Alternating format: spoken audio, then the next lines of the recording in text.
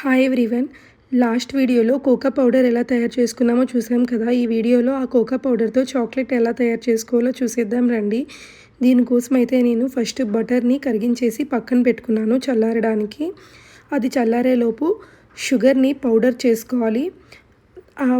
అదే మిక్సీ జార్లో cocoa powder ఒక 4 స్పూన్స్ తీసుకొని దానిలో షుగర్ పౌడర్ ఇంకా ఈ బటర్ వేసుకొని నీట్గా మొత్తం అంతా కలిసేట్టు గ్రైండ్ చేసుకోవాలి.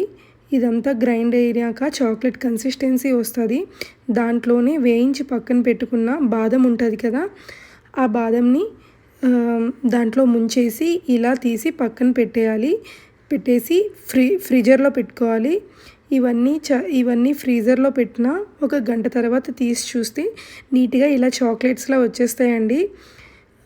చాకో చిప్స్ కోసం నేను ఏం చేసుకున్నానంటే ఒక రౌండ్ టిప్ ఉన్న నాజిల్లో ఒక కవర్కి కట్ చేసి కవర్ లోపల ఇన్సర్ట్ చేసి నాజిల్ని దాంట్లో ఈ చాక్లెట్ ఈ స్ప్రెడ్ అంతా వేసేసి దాన్ని చిన్న ముగ్గుకు చుక్కలు పెట్టినట్టు చిన్నగా చుక్కలు పెట్టుకుంటూ వెళ్తే ఇలా చాకో చిప్స్లో అవుతాయండి.